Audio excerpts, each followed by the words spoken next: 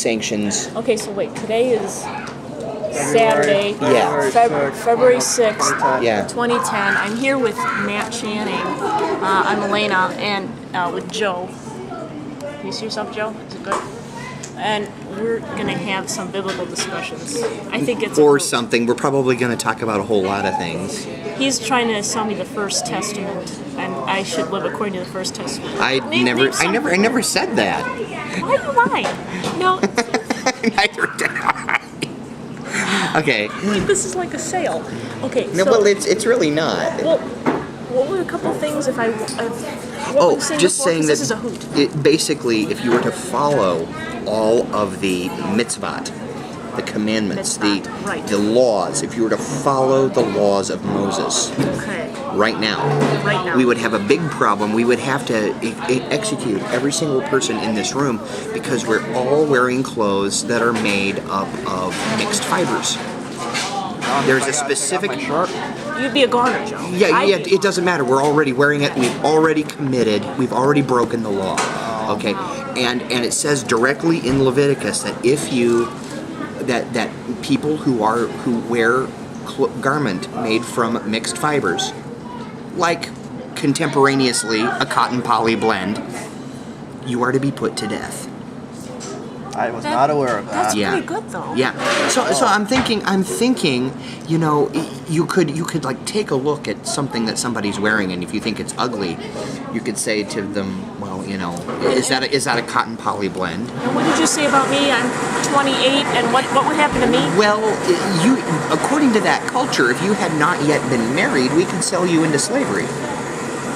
Uh-oh, Elena, you better tie the knot real fast. You don't find that soulmate of yours. Yeah.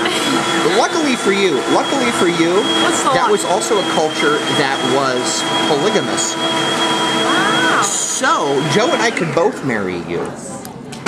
I was not aware of that. We could both marry you.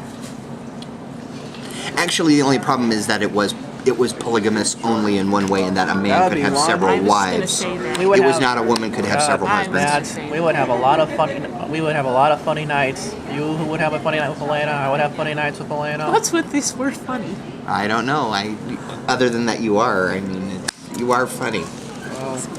Well, you're welcome. You know, I'm here to. Are you here to help? I'm here to help. Of course. Matt, I am here to that's help. why I met you, I think. You're here to help. I'm here to help. All right. Matt's here to help you. Yeah. Joe's here to help. Maybe not in the same way that I am here to help, but he is also here to help. Oh, Matt, you got about... Can't we all just help each other? You got about 13 years of knowing. Wait, we've known each other 14 years. We know each other 2? Right, yeah. 13. That's good. Yeah, That's see, good. so you're probably going to be more helpful in you're going to have a greater understanding of how to be better helpful. Oh, yeah. See, so, yeah. Yeah. Good thought. These are things that I think, you know, and those are things that are helpful to know. Helpful. That's a lot. Because you're a Capricorn. Yeah. I'm a Taurus. And Joe's an Aries. I'm Capricorny. I'm an airhead. You're an airhead. Yeah. All right, so... So there's so let's see. There's a I'm Capricorny. I could change my name to Capricorn Holio. Very good. Yeah, Very good. the great Capricorn Holio. I could put together a trapeze act.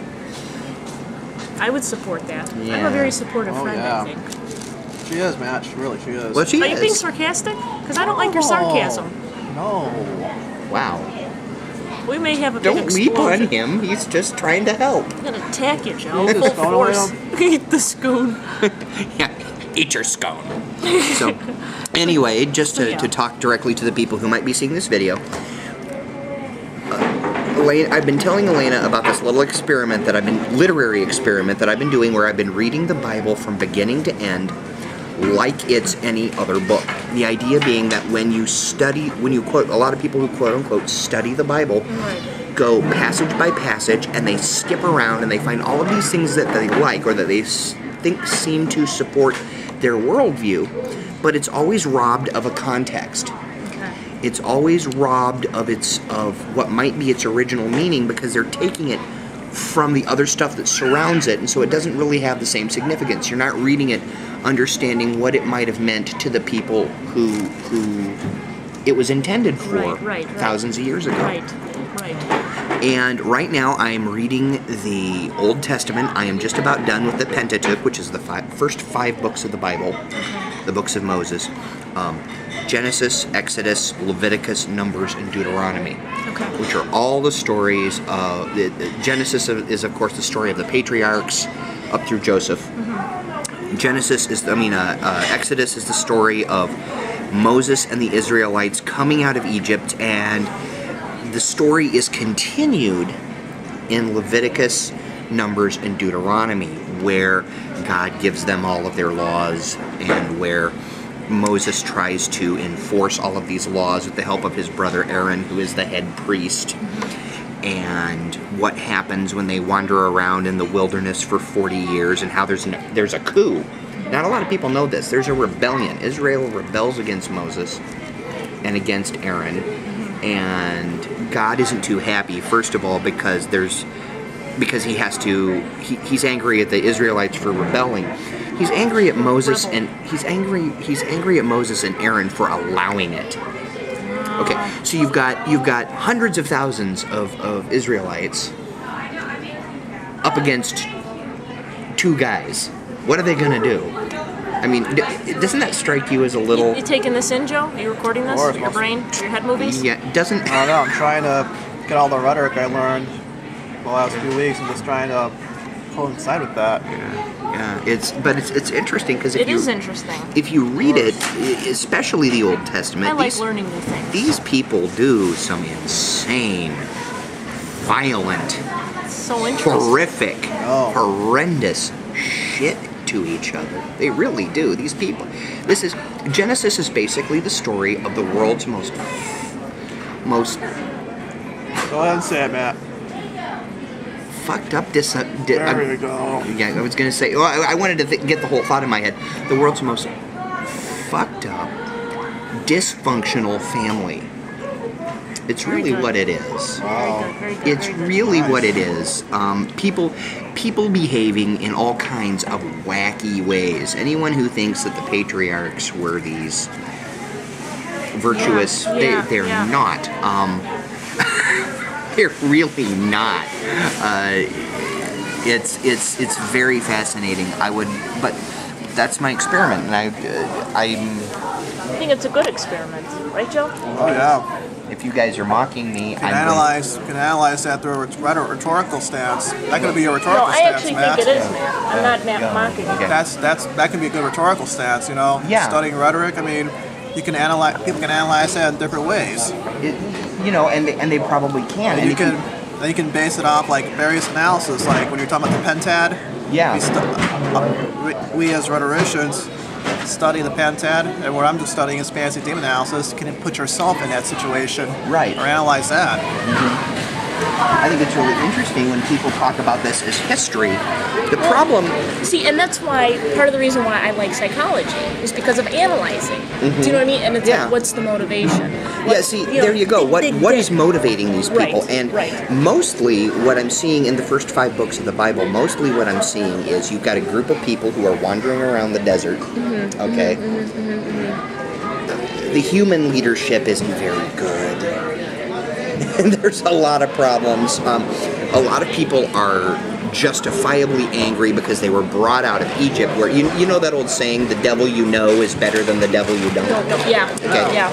Well, here they were slaves in Egypt, but they their lives were hard, and the people who ran their lives were cruel. Okay, because that's what a slave master does, and that's what happens to a slave. That by definition you're going to be treated cruelly. Right.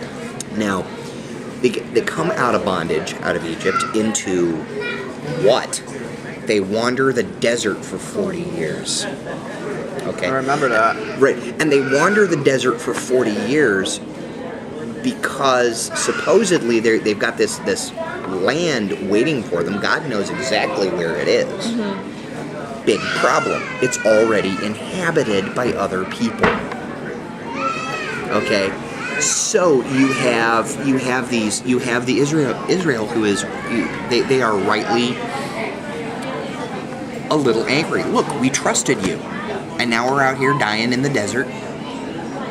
You say God is telling you. They say to Moses, you you say God told you all of this, but, how do we know? God never really speaks to us. He only speaks to you and Aaron. We're not even allowed in the tabernacle. Only Moses and the priests are allowed. Why should we believe you? Why should we believe? It isn't until God actually makes a personal appearance in front of all of these, in front of the multitudes, and says, dudes, here's where, and now I'm going to punish you for being rational. That's always a good thing. Yeah, shame on you for not believing what Moses and Aaron told you without any proof. Just I like and with that. and with everything going badly, how dare you use your brain and assume that things aren't going well? For shame, Matt. So what we're going to do is Stop we're going to using your send a plague. We're going to send a plague on you. Oh, and furthermore, we're not going to let you go into this new land for another 40 years to punish you for not believing everything you're told sight unseen. Basically, we're going to punish you for behaving like rational people who are angered because their leadership doesn't seem to be very good at what they're doing. Wow. Okay. I may have to edit this because it's a lot of information. Wait 1 second, because I got to do this. Okay. Yeah. Matt, this is very important. Yeah. Getting close here. Okay. It's like the time when I married Matt because he needed a green card. I'm from Holland, isn't that weird? I'm open-minded. I'm a pretty. I need a change. Can't really believe this. I need a change. You're my friend. Yeah. That's good. I give you green card. You give me green card, You give me wooden shoes. I give you wooden shoes. Yeah, that's very good. Very good. Very good. We can go stick finger in a dike.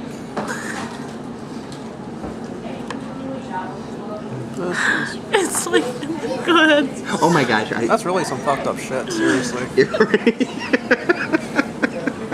I live in Oh man. I live in this weird vacuum where I do all this amateur scholarship and then I say stuff like, I am from Holland, isn't that weird? You're a famous actor though. no, Yes. no. We're all actors. I think we're all actors. To a large degree, I All think you're. the world is a stage. All right, you You want know to hear who my we really theory? need to have here is Phil. Oh, Phil, my soulmate, Phil. Phil will He will get so involved in the religion. and so You better eat this scone, Elena. Yeah, stop eating all my scone, Joe. and he'll get so arcane. And so much of so much of what he says is so. I wonder where he gets his information. I wonder. There are times when I just want to say to him, dude, chapter and verse, man, chapter and verse, so that I can go there and find it and see where you got your idea. You want to know what my theory is? I think in a past life, all my male friends were actually my sons, and I was a horrible mother. And now Who was the oldest kid? you guys are all coming after me for Guidance. not guidance, but your revenge. Really? That's also indeed truly fucked up. So who was the, if you had depending how many sons, who was the oldest son? Wow, I don't know. I gotta figure out who would have been the oldest son. I don't know. Well, chronologically, I'm older than both of you guys. Right. So Right. But Saji, not to bring him up, he was Oh. born in '55. He's the eldest. Wait, hold on. Thanks so No. He, if there was ever an. No, nothing. We're just talking sign language here. Oh, I don't okay. even know what you're saying. Is he over there someplace? Is. Wait, hold on.